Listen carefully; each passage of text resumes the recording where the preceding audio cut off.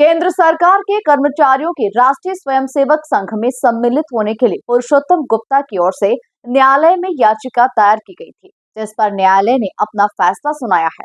देखिए खास report. Press वार्ता को संबोधित करते हुए पुरुषोत्तम गुप्ता ने उनके द्वारा उच्च न्यायालय में दायर याचिका पर आए महत्वपूर्ण निर्णय पर कहा कि मैं सेंट्रल वेयर हाउसिंग कॉरपोरेशन में इंदौर में ही पदस्थ था। संघ के काम, उसकी कार्य पद्धति तथा आपदाओं और देश के संकट के समय संघ के स्वयंसेवकों के द्वारा तत्परता पूर्वक निस्वार्थ बुद्धि से किए गए कार्यों से मैं बहुत प्रभावित था। मैं चाहकर भी संघ के काम में खुलकर जुड़ नहीं पाता था, फिर भी मैं समय समय पर छुपकर कार्यक्रमों में शामिल होता था। तो कोर्ट ने अपने आदेश में ये भी माना है कि इस तरह के कार्यालयीन आदेश जो 1966, 1970 और 1980 में जारी किए गए थे उस समय की सरकारों द्वारा, इस तरह के कार्यालयीन आदेशों द्वारा संविधान में दिए गए मौलिक अधिकारों का हनन, न तो किसी निजी व्यक्ति का मौलिक अधिकारों का हनन होना चाहिए और न कि किसी संस्थान का होना चाहिए।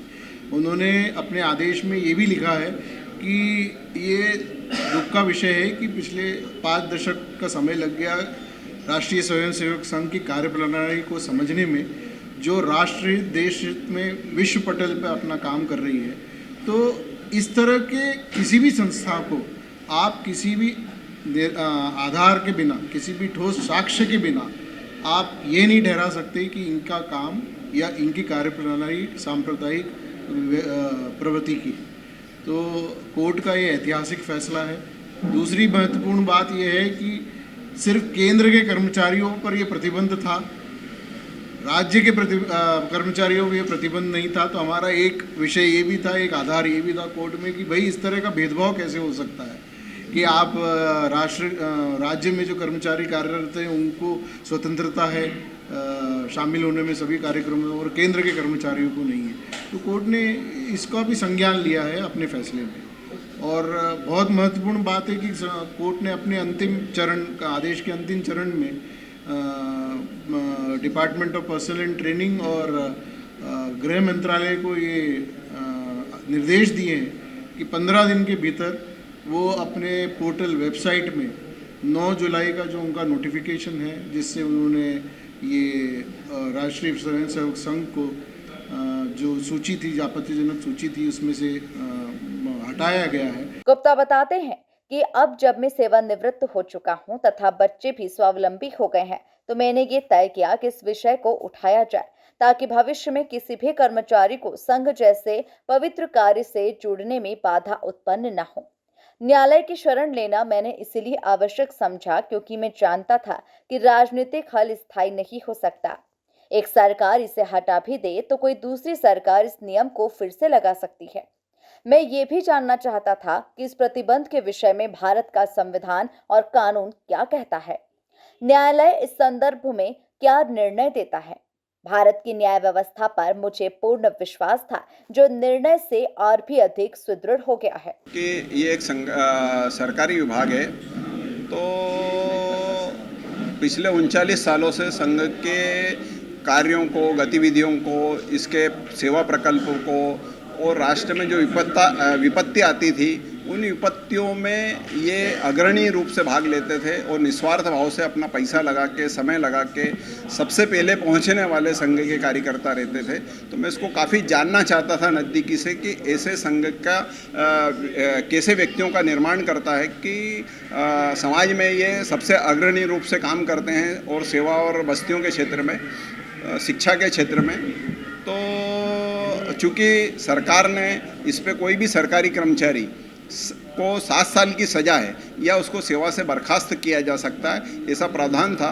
तो कोई भी सरकारी कर्मचारी चाहकर भी राष्ट्र सेवा नहीं कर पाता था, विपत्ति में सेवा नहीं कर पाता था, क्योंकि उसको 7 साल की सज़ा का डर रहता था।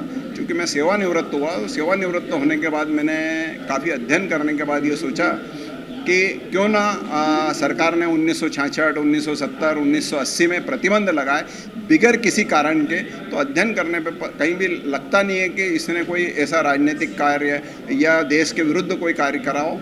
तो ऐसा क्या है इस संगठन में कि अच्छी सेवा करने के बाद भी ऐसे संगठन पे प्रतिबंध लगा रखा है। याचिकाकर्ता के अधिवक्ता मनीष नायर जी ने बताया कि न्यायालय ने ये माना कि आरएसएस कोई राजनीतिक और सांप्रदायिक गतिविधियों को संचालित नहीं करती और न ही कोई राजनीतिक कार्य करती है।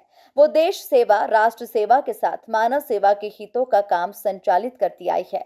न्यायालय ने ये भी माना है कि संविधान के अनुच्छेद 14 और 19 को कार्यालयीन आदेशों से नहीं बदला जा सकता, अपितु किसी संवैधानिक संशोधन से ही इसका प्रारूप बदला जा सकता है और इस कारण पूर्व में केंद्र के कर्मचारियों पर लगा प्रतिबंध पूर्णतः निराधार था। हाँ, अब वो उनका कारण क्या होगा, वो राजनीतिक द्वेष भी पालती है। बहुत सारी सरकारें रहती है जिसको द्वेष की भावना रहती है, जो कोई अच्छा कार्य करते हैं उनके को रोकना चाहती है कि राष्ट्र अच्छा कार्य करे, लोग गरीब लोगों की सेवा हो। तो उन्होंने कुछ सोच के राग द्वेष रहा होगा, इसलिए प्रतिबंध लगाया।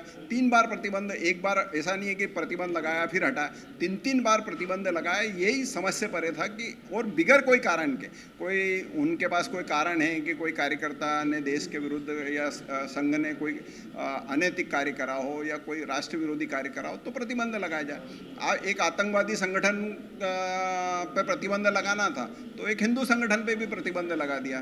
तो ये फैसला मेरे को कहीं ना कहीं गलत लगता था कि ये सरकारों ने गलत करा है, पिछली सरकारों ने। तो मेरे को न्यायालय में जाना पड़ा और न्यायालय का फैसला स्वागत योग्य है कि वास्तव में न्यायालय ने भी माना कि ये फैसला गलत हुआ था और जो फैसला सरकार को 50 सालों में करना था वो 50 सालों में भी नहीं कर पाई और उसका कोई जवाब नहीं दे पाई कि ये हमने प्रतिबंध क्यों लगाया था।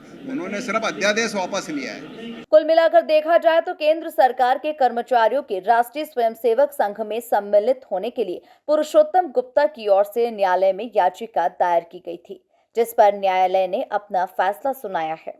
Bureau report, MP news, Indore.